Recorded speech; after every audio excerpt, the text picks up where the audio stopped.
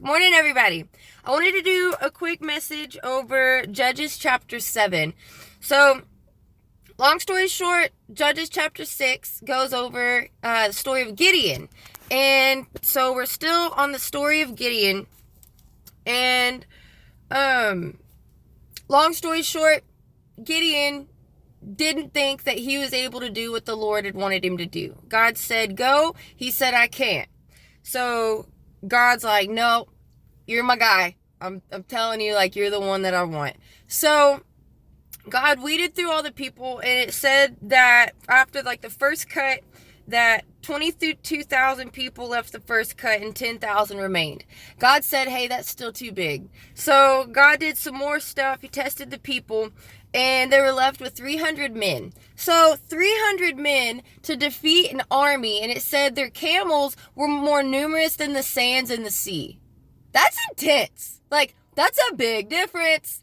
So Gideon, finally, the Lord's like, all right, this is what we're going to do. And so this is where we are right now. So Judges chapter 7. Let's see.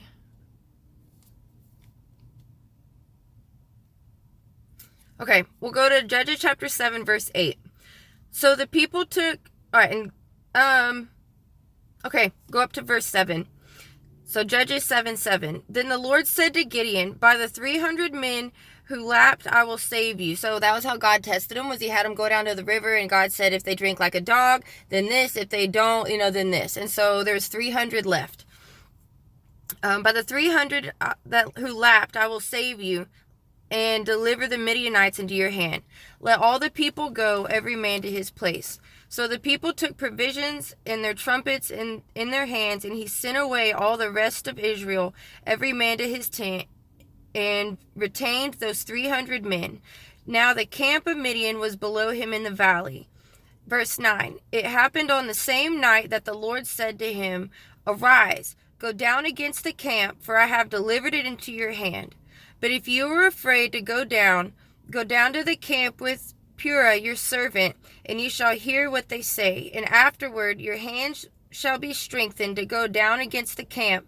Then he went down with Purah his servant to the outpost of the armed men who were in the camp. Now the Midianites, the Amalekites, and all the people of the east were lying in the valley, as numerous as the locusts, and their camels were without number, as the sand by the seashore in the multitude.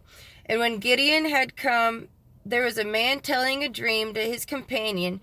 He said, I have had a dream. To my surprise, a loaf of barley bread tumbled into the camp of Midian, and it came to a tent and struck it so that it fell over and turned, and the tent collapsed.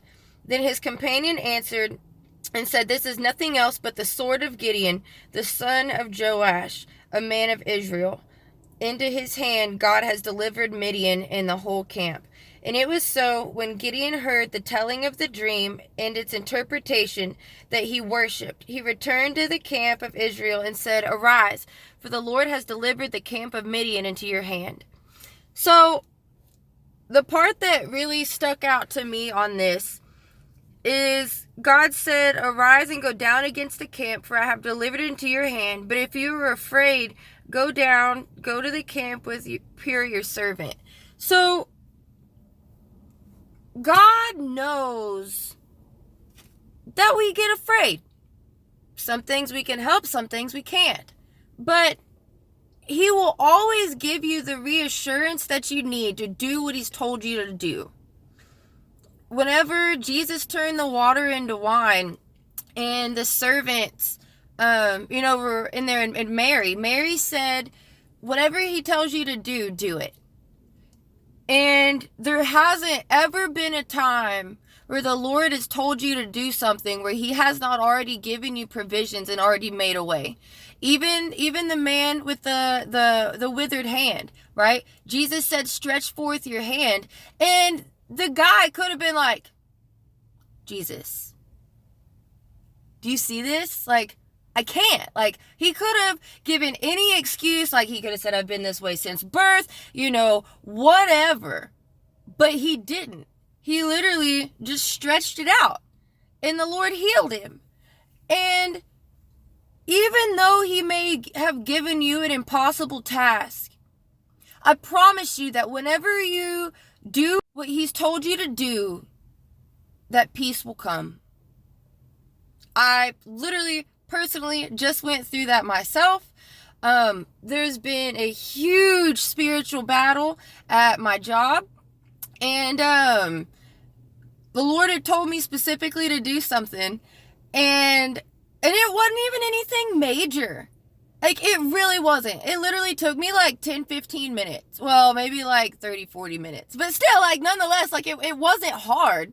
And so, a couple Sundays ago, we were actually in revival at church, and, I was praying for somebody, like one of my youth girls, and there's another lady, she's one of my favorite prayer warriors and stuff, and so she was just kind of sitting in the back, while I was kind of sitting on the floor, like, praying with, like, the girls, and then so I saw her sitting in the back, so I just kind of scooted back, like, on the floor, she was in the chair, I was on the floor, and I just kind of got overwhelmed. And I just literally, just started bawling. And I, put my head on her leg. And I was just crying. And she was, had her little head. Anyways, it's kind of cute. But I was, just kind of falling apart. And so she prayed for me and stuff like that. And then, whenever we were done, I got up and I kind of told her, I'm just going through a really big spiritual battle at work and blah, blah, blah. And she looked me dead in my face. And she said, obedience is better than sacrifice. That's scripture stuff. And she said, she has no idea that the Lord had told me to do something, okay? And she said, whenever you do what the Lord has told you to do, everything will stop at the office.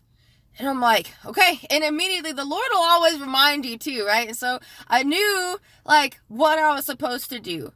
And so as soon as I got out of church, I went home and I did what I was supposed to do. And literally, and it wasn't even anything, work stuff. I mean, it was kind of related, but it wasn't, something I had to, talk to somebody about or anything like that. So I was literally obedient, and I did what I was supposed to do. And then, the next day, everything, not even kidding, settled down. Way down. We serve the God who moves the hearts of kings. And God defeated a whole army with 300 people, and they didn't even fight. So what they did, all right, verse 15, and it was so when Gideon heard that, I already read that part.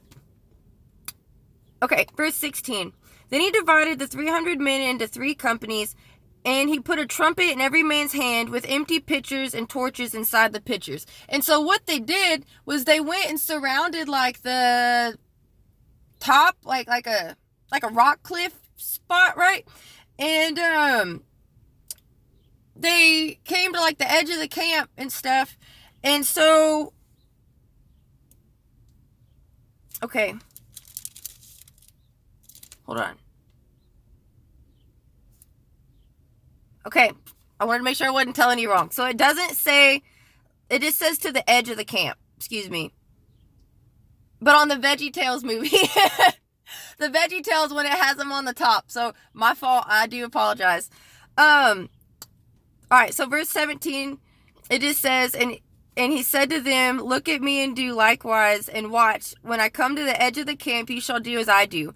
When I blow the trumpet, and all who are with me, then you also blow the trumpets on every side of the camp, and say, the sword of the Lord in Gideon. And he had them break their pitchers and stuff. And so the army thought that they were surrounded and all the noise and everything, right? And so it says that God turned their swords against himself, against their companions. So he had all the people kill each other. And so Gideon in the army didn't even have to fight, right? God fights for us. Now I know there is times where we do have to fight. God gives us the victory, but we do have to fight, like King David, right? He was an awesome warrior. But I want to tell you this morning, no matter what you're going through, be obedient. Obedience is required. And it's not always easy. Sometimes it is kind of scary. The man with the withered hand, who knows what was going through his mind? besides the fact of everything that he had heard about Jesus, and then the man was standing right there. So obedience is required, and whenever you do what he's told you to do, everything will settle down. So if you need anything prayed for, put it in the comments below, and don't forget to pray to him yourself, and don't forget to just have a daily relationship with him. I had somebody ask me this week, do you have to go to church? And it's like, no, but you eat every day, right? Do you need to pray all the time? Well, you don't only go to the dentist when your teeth are falling out, right?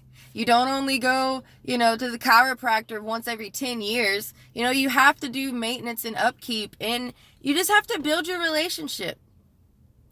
That's what we do. That's what you do with your spouse or your family members. You got to build the relationship. Same with him. He loves you and he wants to talk to you. All right. Y'all, love y'all too. And have a great, mighty, blessed day. And talk to you later.